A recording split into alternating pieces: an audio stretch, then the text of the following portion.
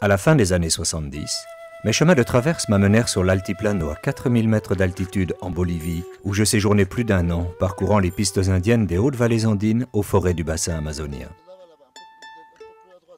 Je fis alors la connaissance de 2 musiciens bourrés de talent, Hugo Gutiérrez et Rodolfo Choque. Ils chantaient la soif de justice et d'égalité de l'Indien blessé par 5 siècles de pouvoir colonial et post-colonial, qui succédèrent à 2 siècles de domination inca. Calamarca deviendra plus tard le souffle et le symbole de tout un peuple fier de son identité, de sa spiritualité et de ses traditions.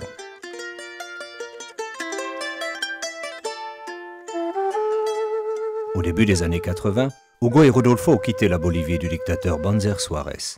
Comme de nombreux Indiens de leur génération, artistes ou étudiants, ils ont choisi d'aller ailleurs à la recherche de cette liberté d'expression qu'en leur propre pays, les dictatures successives leur avaient volée. En 2006, le premier président amérindien de toute l'histoire des Amériques était élu à la tête de la Bolivie.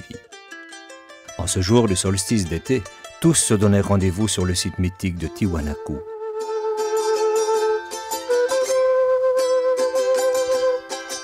Les pèlerins venus du monde entier allaient célébrer le Wilcacuti, le retour du soleil, et avec lui, la renaissance de l'identité amérindienne.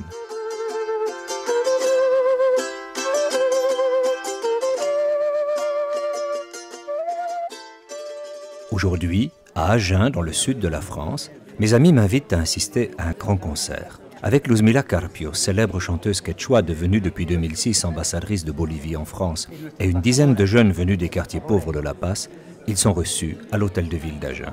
Dans notre culture, on dit que par la musique s'exprime la voix de l'esprit, que par la musique, nous retrouvons l'harmonie avec l'univers, que par les chants, nous communiquons avec la Pachamama, Mère Terre.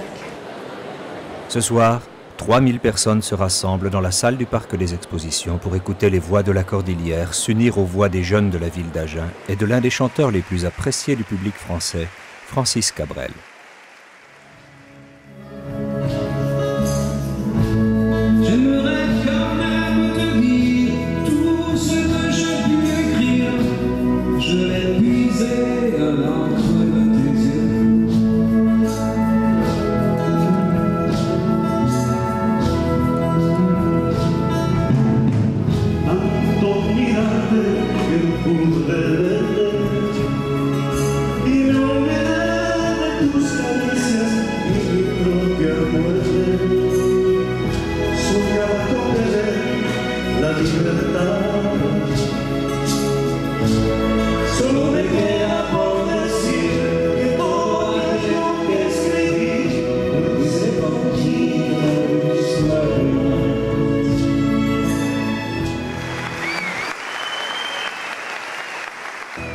Et les jeunes Boliviens de l'Altiplano d'enchaîner les rythmes traditionnels du peuple des Andes.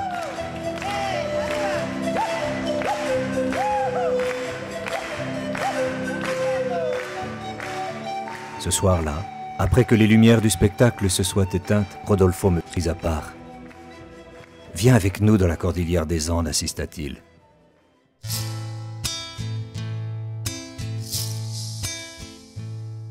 Te souviens-tu, il y a 25 ans, l'Indien regardait toujours ses pieds. Tu verras cette fois, même si la pauvreté ne l'épargne toujours pas, il te regardera dans les yeux, avec le sourire de la dignité retrouvée.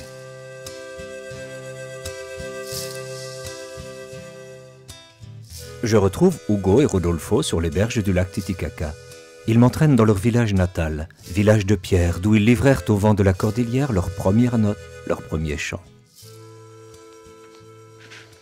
Et la maison où j'habitais longtemps, c'était là-bas. Elle est tout petit là-bas, mais on était bien ici. C'était l'endroit où je me sentais toujours bien. Et je me sens toujours bien. Quand je peux, je viens ici, je reste. Il y a des grandes réunions qui font ici pendant toutes les marches qu'il y a eu pour les présidentielles. Ici, il y a eu de très belles campagnes, trop beaux. C'était très beau de voir comment toute la communauté qui sont alentour du lac, qui se réunissaient à Puerto Pérez. Ça, c'est historique, ça. Ya, me está riendo, ya. Listo. Bon, ça commence, cette ville-là commence à vivre, déjà relancée une autre fois, commence à avoir de nouvelles jeunes, de nouvelles générations qui arrivent. Ça me fait plaisir parce qu'à un moment donné, ce village s'appelle Puerto Pérez. Et à un moment donné, on appelait ça Muerto Pérez, le mort Pérez, parce qu'il n'y avait plus rien. Bon, monsieur, ya, ciao, tío. Comme un peu partout en Bolivie, Puerto Pérez a été rebaptisé après la conquête espagnole. Le vrai nom du village de Rodolfo est en fait Chililaya. Voilà, je dis au revoir à ma famille. C'est sa fille. C'est sa fille de mon oncle. Ça, c'est ma cousine. Elle est adjointe au maire. Hugo, quant à lui, vécut son enfance pas très loin de là, dans le village d'Achacachi.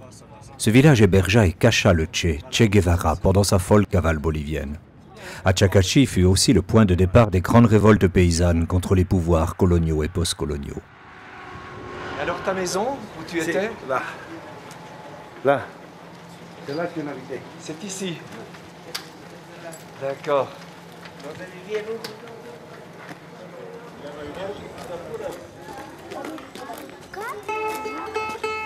J'ai accordé comme ça. J'ai accordé tout le temps. Tout le temps. Parce que j'ai adoré, j'ai aimé qu'il soit vraiment accordé. Ouais. Comment il faisait froid. Ça changeait tout le temps. Par exemple, c'est des endroits comme ça, qu'il avait une petite acoustique beaucoup mieux. Oui. Et j'ai resté là à jouer plus. Oui, d'accord.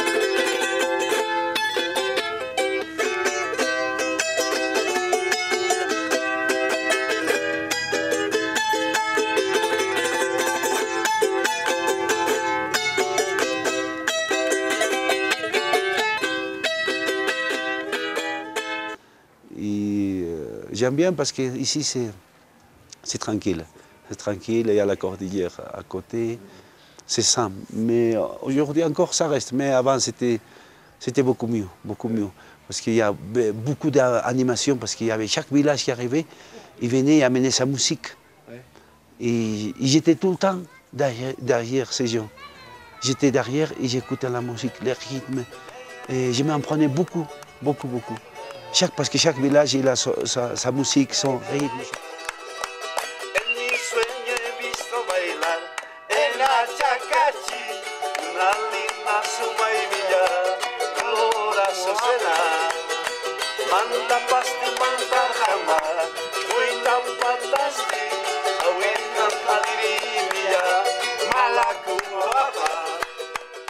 Hugo a composé cette chanson entrée depuis lors dans la tradition populaire. Elle devint un symbole de la résistance conduite par celui que l'on appelle toujours le Maïkou, le chef, Felipe Quispe. Leader de l'opposition au régime de la droite nationale pendant des décennies, il fut à l'origine du mouvement Tupac Katari et du parti Pachacuti.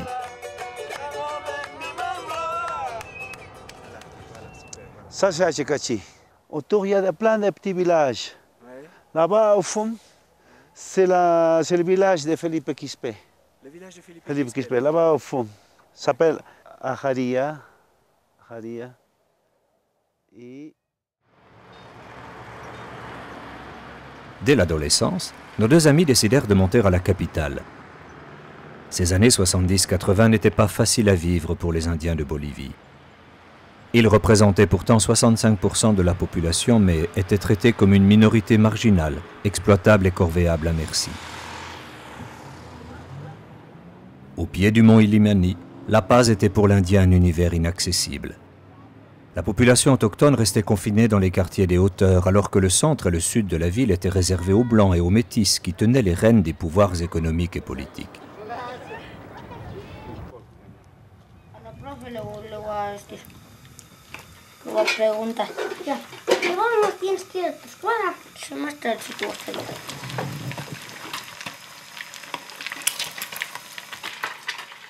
Dans la ville d'El Alto, au pied des plus hauts sommets de la cordillère, Saturnina prépare le déjeuner de ses deux fils, Félix et Jaipar.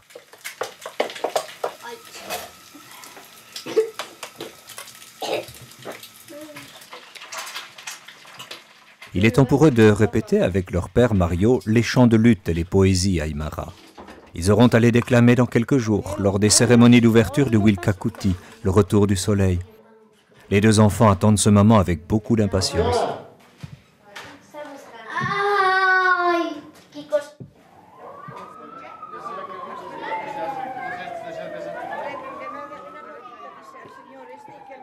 Nous retrouvons Rodolfo dans la vieille ville de La Paz. Il y avait une loi qui c'était vraiment dégueulasse, c'est-à-dire pas juste, quoi, qui s'appelait le droit de passage pour l'Indien. Pour marcher, même pour tourner, pour marcher à La Paz, il fallait que l'Indien paye un impôt.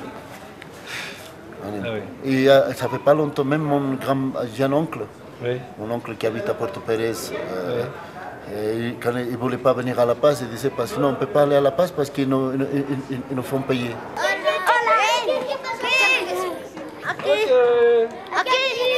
Bye, amigos.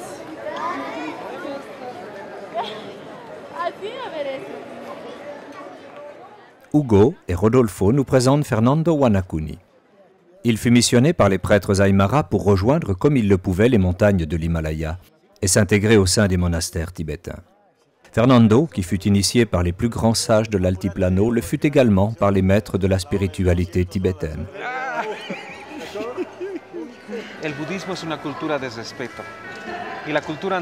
Le bouddhisme est une culture du respect et la culture andine est aussi une culture du respect. C'est une constante qui m'a surpris parce que là-bas on respecte toutes les expressions de la vie.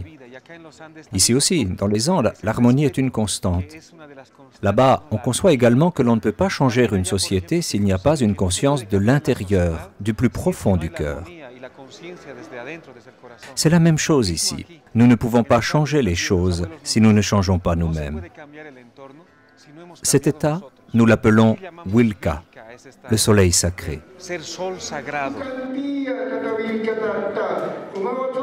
Une cérémonie d'ouverture des célébrations de Wilkakuti rassemble à La Paz les élus de la région de Tiwanaku, des chefs traditionnels, des membres du gouvernement, mais aussi Hugo, Rodolfo et bien sûr Fernando Wanakuni.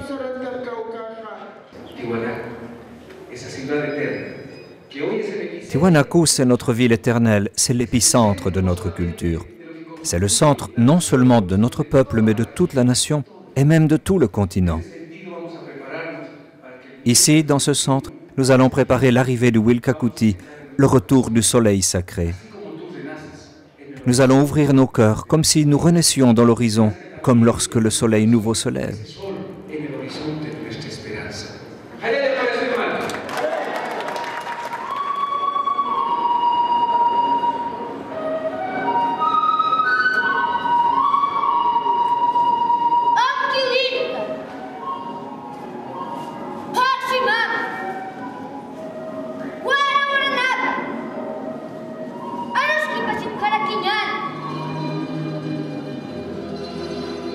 Félix est invité à déclamer dans la langue aymara, puis en espagnol, les dernières paroles prononcées par Tupac Katari, le grand chef aymara, juste avant qu'il ne soit mis à mort par les Espagnols.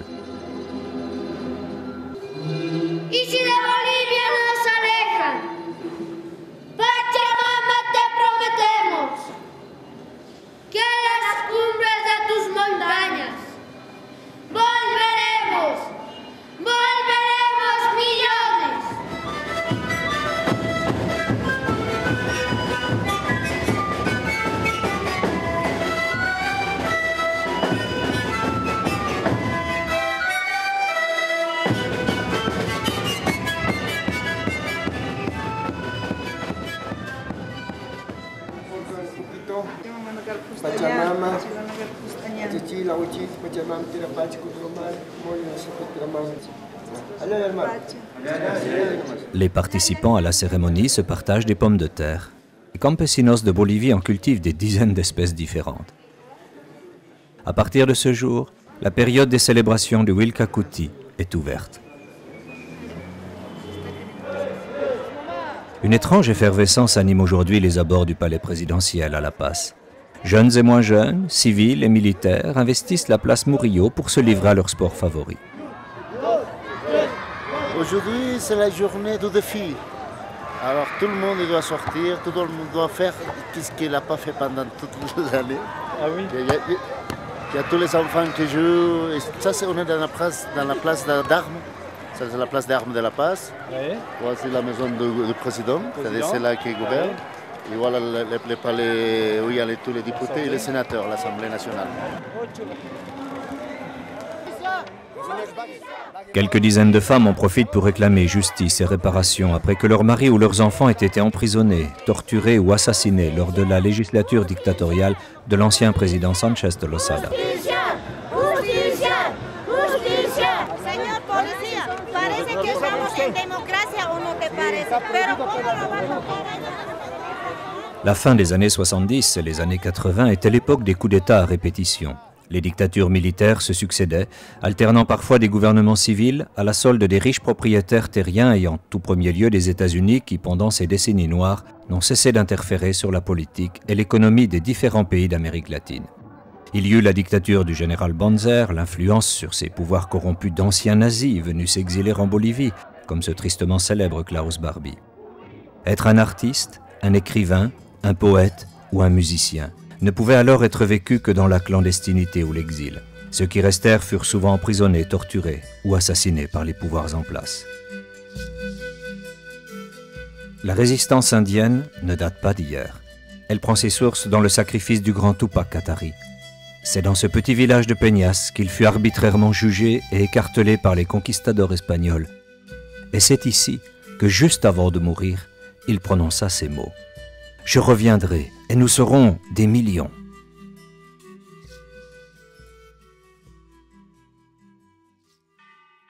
Peñas est aujourd'hui un village tranquille de campesinos.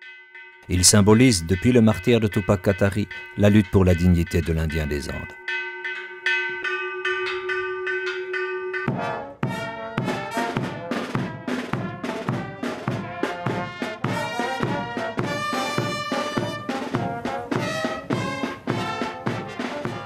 Aujourd'hui, un mariage est célébré en la petite église du village. Le rite respecte la tradition catholique et la fête se poursuit dans une ambiance bon enfant, agrémentée de chuño, les pommes de terre déshydratées des Andes et de bonnes bières locales.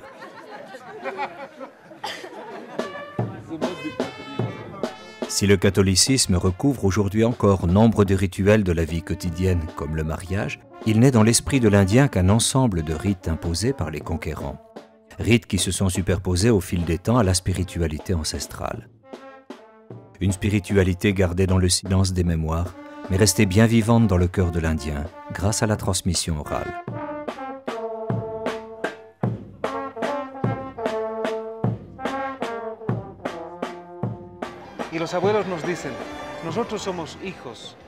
Les anciens nous disaient, nous sommes les fils de Pachamama, la mère terre, et de Pachacama, l'esprit invisible qui anime et qui gère tout. Nous sommes les fils de ces deux forces spirituelles qui sont à l'origine de toute forme d'existence et qui les régissent. Nous sommes tous frères et nous sommes tous unis par des liens invisibles. C'est le Aini qui va et vient entre nous. C'est la chaîne du don et du contre-don qui unit tout, pas seulement les êtres humains. C'est de cette force qui nous unit qu'émerge le Aïlou, la communauté.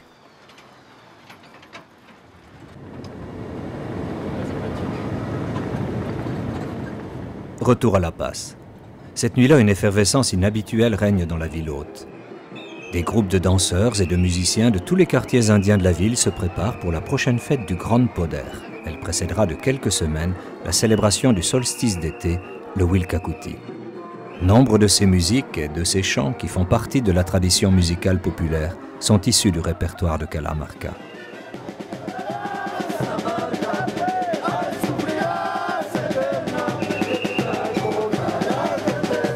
Ça, c'est un souvenir pour moi. J'ai démarré avec un groupe de quartier comme ça.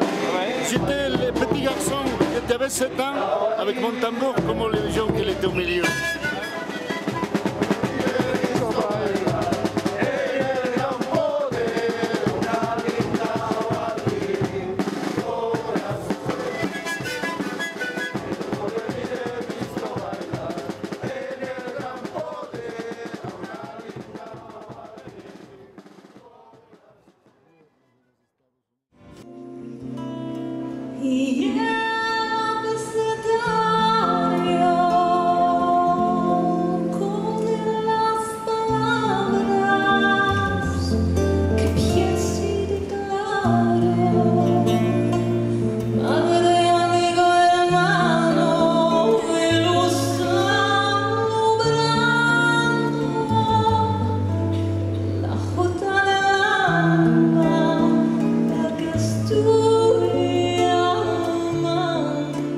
Au début des années 2000, 2/3 des Boliviens vivaient sous le seuil de la pauvreté dans les campagnes et à la périphérie des grandes villes.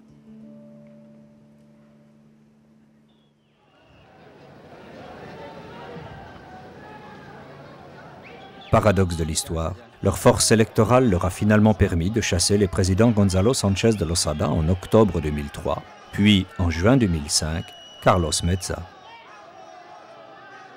Le 11 janvier 2005, une grève générale de 3 jours conduit à l'expulsion de la compagnie française Suez des Eaux. Associée à la Banque mondiale, elle contrôlait le marché de l'eau en Bolivie depuis 1997.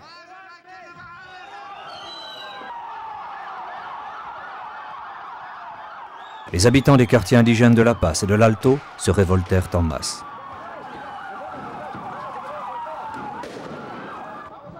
À la surprise de tous, la police changea de camp pour résister aux côtés des manifestants contre les forces armées dépêchées par le gouvernement.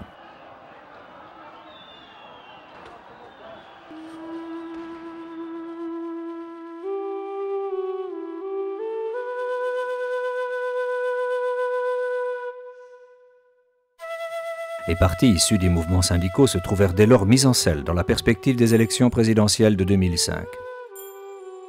Parmi eux, le MAS, le mouvement pour le socialisme andin, dirigé par le syndicaliste cocalero Evo Morales.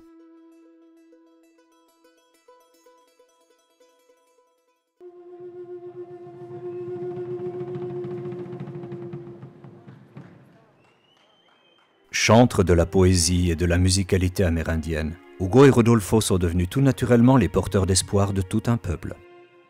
Leur musique est devenue une passerelle vivante entre les discours des leaders politiques, la parole des sages de la spiritualité andine et une jeunesse impatiente de retrouver son identité et sa fierté.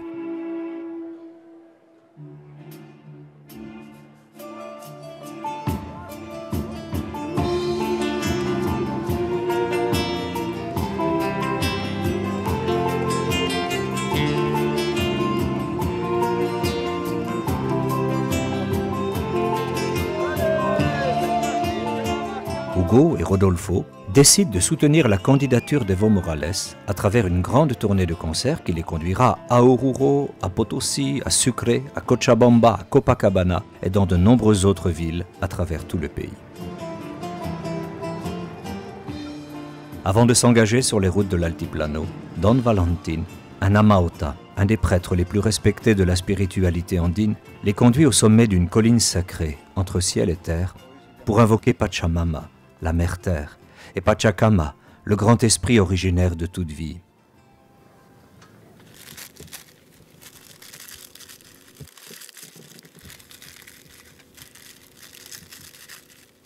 Don Valentin recouvre le fœtus de lama de feuilles d'or et d'argent, puis il le présente aux 4 points cardinaux, avant de le livrer en offrande sur le bûcher. Gracias, Padre Cosmos. Me has dado tu sombra. Estoy a la espera de recibir esa energía positiva, cada uno de nosotros. L'offrande sacrée de la feuille de coca et du fœtus de lama accompagne le rituel célébré par Don Valentin pour appeler les énergies positives sur nos 2 amis et sur le message qu'ils vont avoir apporté de scène en scène.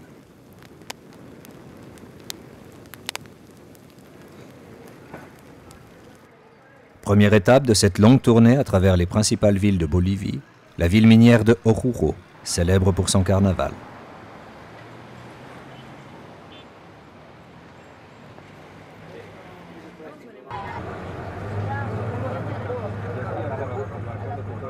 Prochaine étape, Potosí.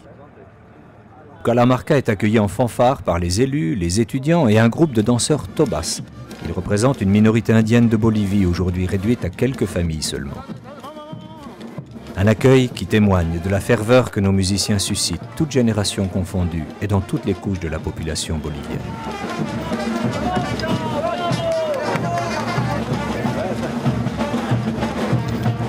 Ça fait quoi d'être accueilli comme ça à Potosí? Ça fait chaud au cœur. Eh oui, vous attendiez? Non, non, non, pas du tout.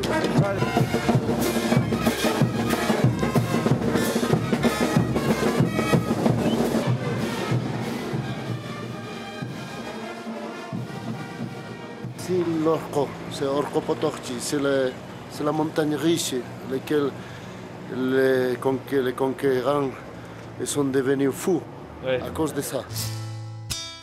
On dit qu'avec tout l'argent que l'on a extrait de cette montagne riche, comme on l'appelle, on pouvait construire un pont entre la Bolivie et l'Espagne. On dit aussi qu'avec les ossements de tous ceux qui sont morts dans ses entrailles, on pouvait construire 2 autres ponts entre la Bolivie et l'Espagne. Aujourd'hui encore, les mineurs pénètrent quotidiennement dans les entrailles de la montagne tueuse pour en extraire ce qu'il reste de minerais de quelque valeur. La feuille de coca leur permet de tenir 36 heures d'affilée dans les entrailles de la mine. Cet après-midi, dans le grand stade de Potosí, au pied d'un Cerro Rico désormais apaisé, les musiciens de Calamarca préparent leurs instruments, ajustent leur sonorisation avant le grand concert qu'ils vont donner ce soir. Quelques étudiants de Potosí répètent la danse du tinku.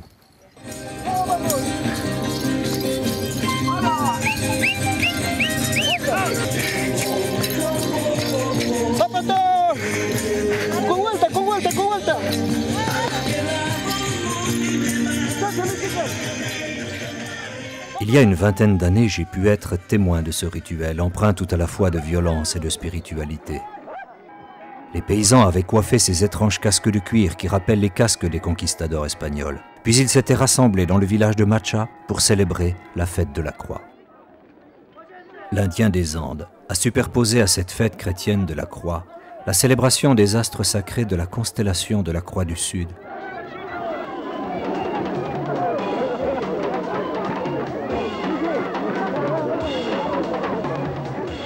Tous étaient déterminés à verser leur sang en offrande à Pachamama. Ils se sont affrontés pendant 3 jours dans des combats acharnés, exutoires ou exorcismes, de 5 siècles d'oppression et de souffrance.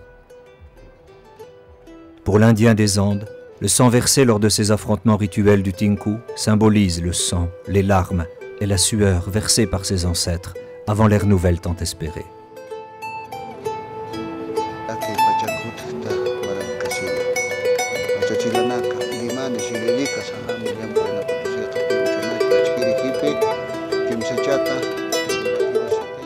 La musique de Calamarca allait accompagner ce jour de janvier 2006, où un Indien issu de la classe populaire allait se hisser au sommet de la nation et devenir le symbole des peuples enfin libérés de leurs chaînes.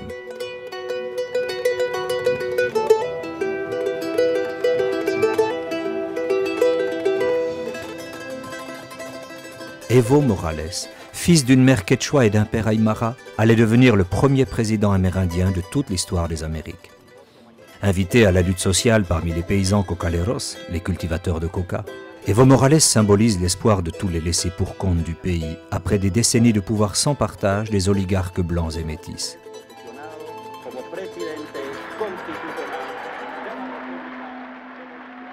Il n'y a pourtant ni haine, ni amertume dans ce mouvement indigène.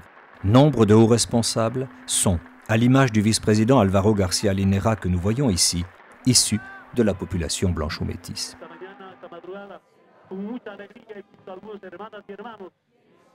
Ce matin, sur la place historique, la place Murillo et sur la place San Francisco, j'ai vu chanter les gens. Il y a 40 ans, nos ancêtres n'avaient même pas le droit de rentrer sur la place San Francisco, ni sur la place Murillo. Obligés et témoins de cet instant historique, le prince Felipe, héritier de la couronne espagnole, aux côtés des dirigeants sud-américains comme le président Chavez du Venezuela, qui deviendra l'ami du président bolivien, ou encore le président brésilien Lula.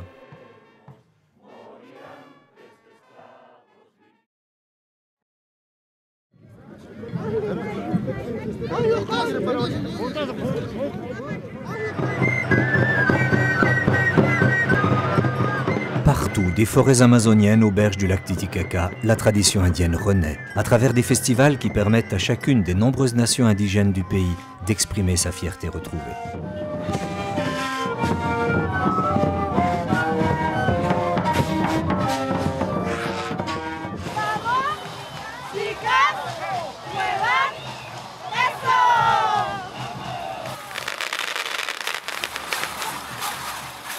Dans les rues de La Paz, le Grand Poder n'a jamais été aussi endiablé.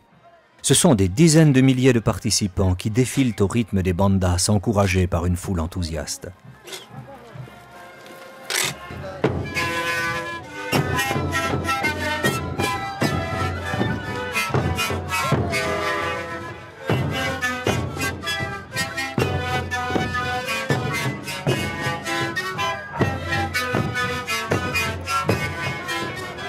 caporales, les morenadas, les diabladas et les représentants des différentes tribus du pays témoignent du dynamisme et de la vigueur du monde amérindien, si longtemps enfoui dans les brimades et les frustrations.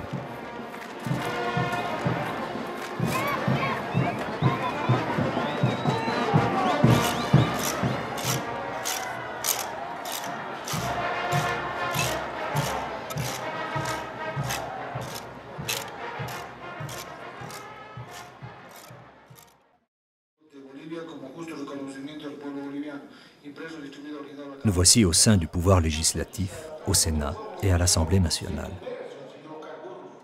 Pendant cette session parlementaire, les députés discutent de la nationalisation des hydrocarbures, gaz naturel, pétrole. C'est une révolution dans un pays où plus de la moitié des habitants n'a pas encore accès à l'électricité.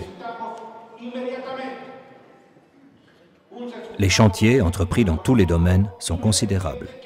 La réforme agraire, avec la restitution aux familles paysannes de dizaines de milliers de kilomètres carrés de terre. La protection des ethnies les plus fragilisées, jusqu'aux grandes réformes destinées à redonner un nouveau souffle dont toutes les couches de la population bolivienne pourront désormais profiter. Voir cette députée de la droite nationale affublée de ses accessoires de luxe côtoyer dans la Chambre des députés des mineurs et des paysans indiens et des gens sois une véritable révolution.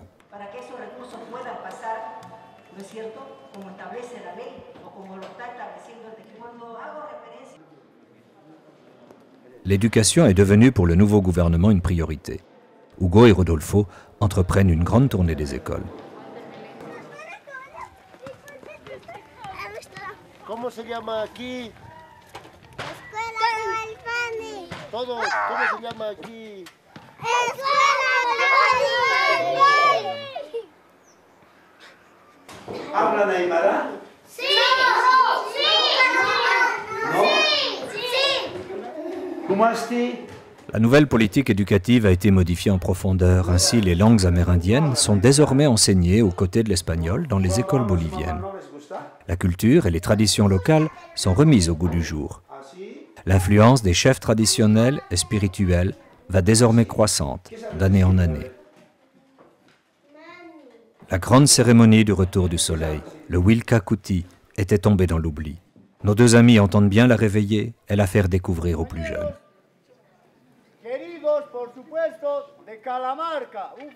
Nous les retrouvons dans le collège du village de Tiwanaku, aux portes de la cité historique de la civilisation andine. El 20 de junio vamos a tocar en la plaza del pueblo. Ahí les vamos a regalar, ahí vamos a conocernos y vamos a compartir. Pregunten nomás lo que ustedes quieran, estamos a su disposición. Ay, Andrés.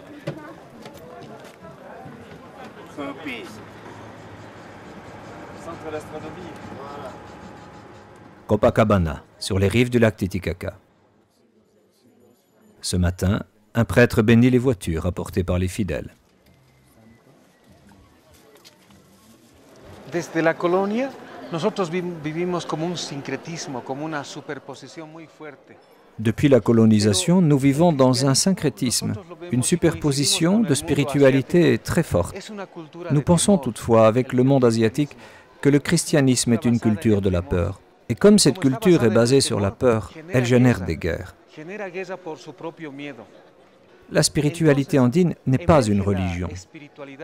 Sa renaissance est aujourd'hui une nécessité pour retrouver l'harmonie. Peu de temps après son investiture, et pour la première fois depuis l'époque coloniale, Evo Morales bouscule le protocole en se faisant officiellement introniser sur le site de Tiwanaku par les prêtres de la tradition aymara, les Amaotas. Il rend hommage à la mère terre, lui fait l'offrande sacrée du fœtus de lama, avant de recevoir des mains de Don Valentin le sceptre sacré qui symbolise le lien avec le monde invisible de l'esprit.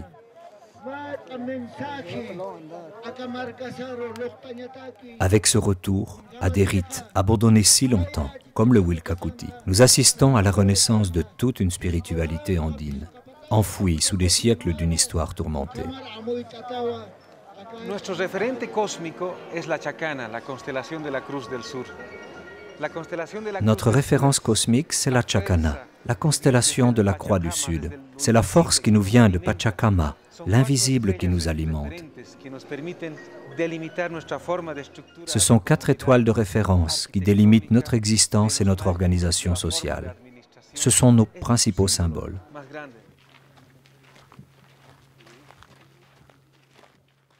Nous retrouvons Don Valentin sur le site de Tiwanaku qui témoigne de plus de 5000 ans d'histoire indienne. Les anciens et les Amaota comme Don Valentin parlent, eux, de près de 40 000 ans d'histoire humaine.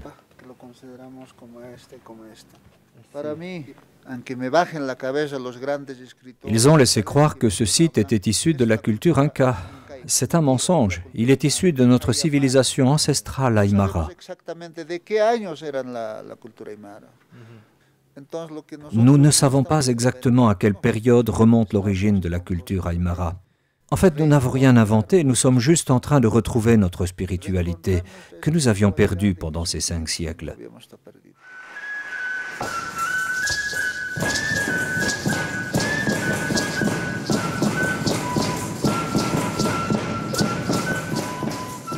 Les différentes tribus amérindiennes de Bolivie, à l'image des Aymaras, des Quechua ou de la tribu amazonienne des Moros, retrouvent aujourd'hui leur identité culturelle, leur spiritualité, leurs rites, leurs danses, restées enfouies dans les mémoires pendant des siècles de domination étrangère.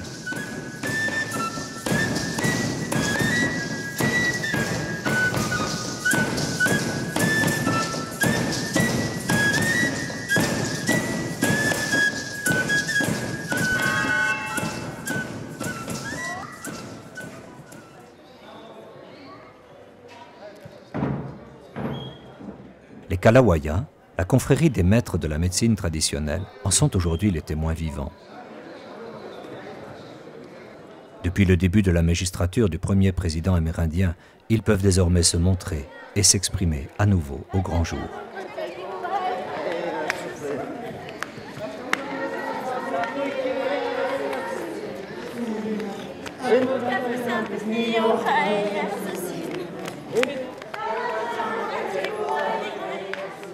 Ce 21 juin, veille des cérémonies du retour du soleil, nous rejoignons la famille de nos 2 jeunes déclamateurs, Félix et Jaipar.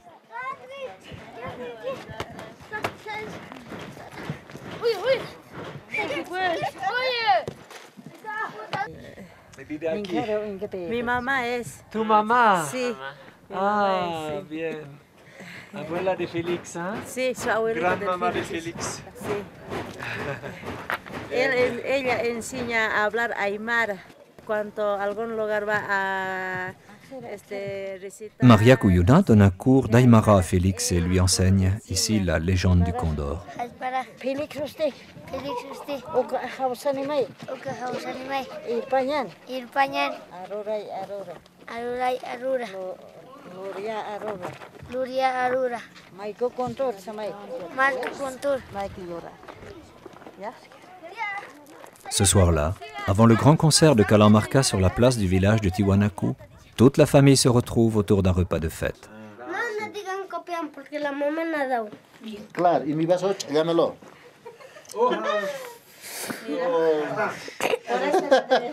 Está mejor eso. Es como la turta, ¿no ves? Es lo que da memoria.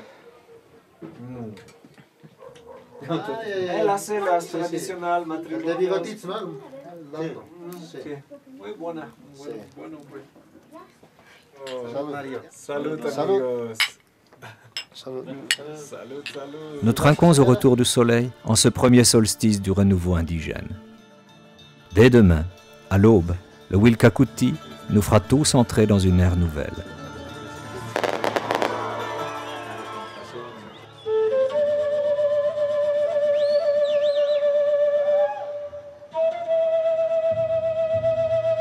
Ce soir, Hugo, Rodolfo et les musiciens de Calamarca se produisent sur la scène de Tiwanaku devant plusieurs dizaines de milliers de pèlerins venus accueillir le nouveau soleil de ce solstice si particulier pour le peuple des Andes, pour la communauté des peuples indigènes et pour la famille humaine dans son ensemble.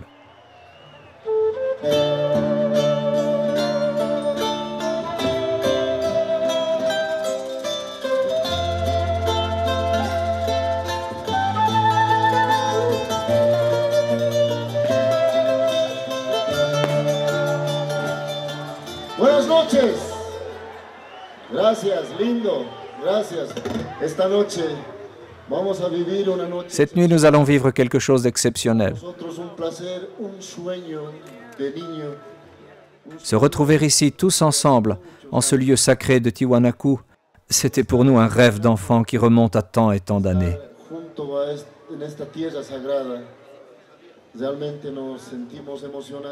Nous n'avions jamais ressenti une émotion aussi forte.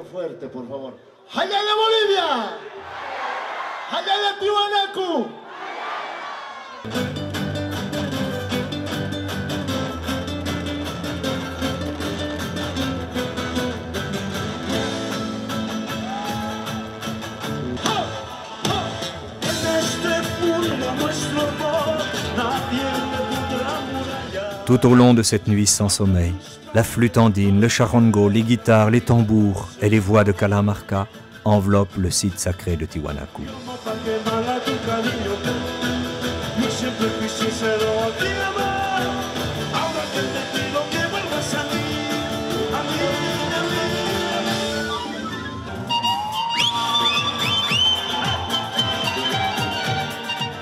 L'un des ministres d'Evo Morales s'est exprimé ainsi lors de la première rencontre continentale indigène de la Biayala.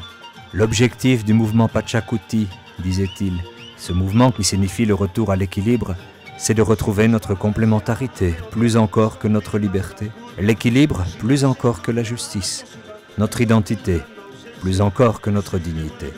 Cela fait trop longtemps que nous ne sommes plus. Nous voulons être de nouveau.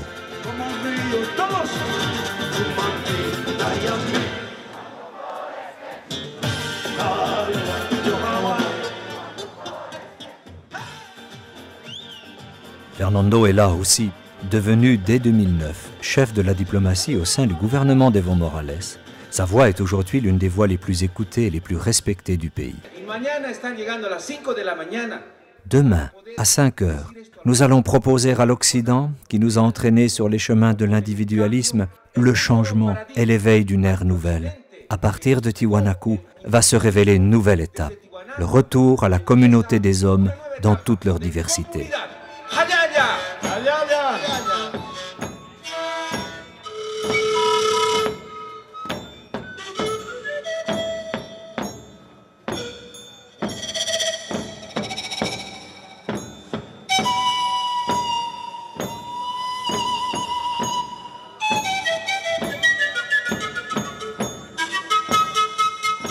Bien après que le concert se soit tu, les pèlerins se regroupent autour des feux pour une nuit sans sommeil, dans l'attente du retour du soleil.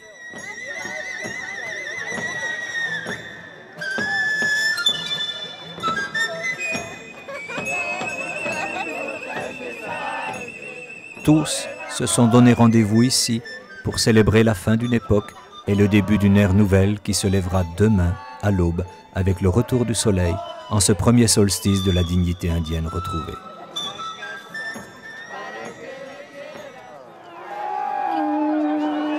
« 3 heures du matin, en cette nuit du 21 au 22 juin. Le froid glacial n'a pas retenu la foule des pèlerins qui se rassemblent maintenant sur le site historique du temple de Tiwanaku.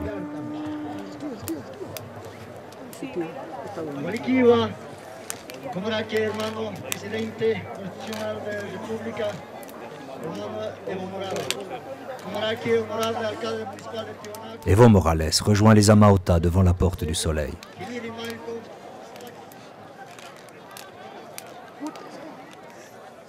Les offrandes sont livrées aux flammes par le président Evo Morales et par les maîtres de cérémonie.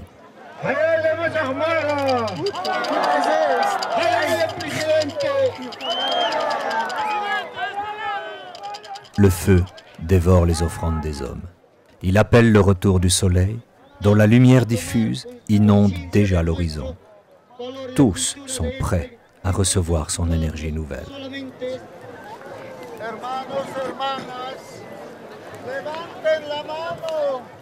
Frères et sœurs, levez les mains. C'est un nouveau jour pour le monde entier. Il est temps de retrouver un nouvel équilibre pour cette planète tout entière. Accueillez notre Père Soleil. Levez-vous, peuples du monde entier. Levez-vous, peuples originels.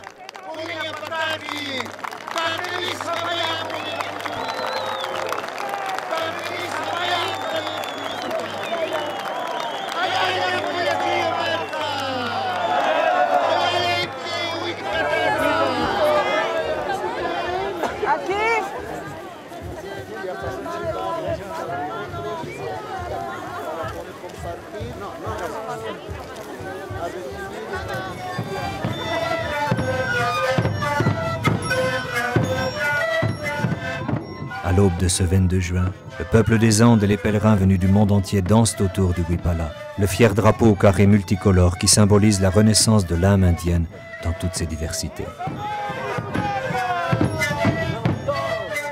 Si le socialisme affiché de ce nouveau gouvernement, qui se dit héritier de la ligne tracée sur son propre sol par Che Guevara, semble incontournable vu de l'extérieur, nous sommes bien, aujourd'hui en Bolivie, au cœur d'un mouvement extrêmement profond de renouveau indigène, de renouveau de l'identité et de la spiritualité.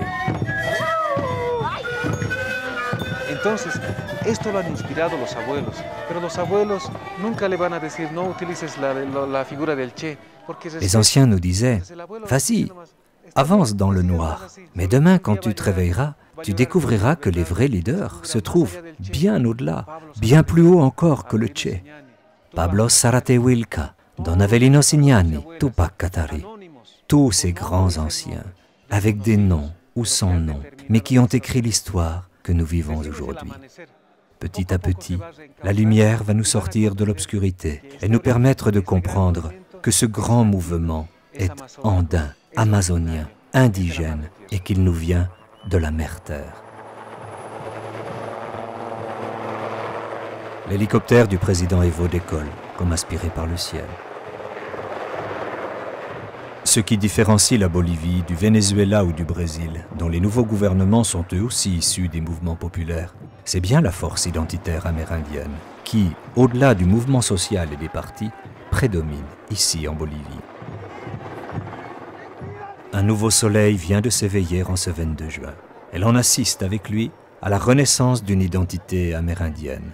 Et, peut-être peut-on l'espérer, d'une humanité qui, à l'exemple de ces derniers peuples sages, se donnera un jour la capacité de retrouver elle aussi les couleurs de l'arc-en-ciel et d'une harmonie retrouvée entre l'homme et sa mère nature.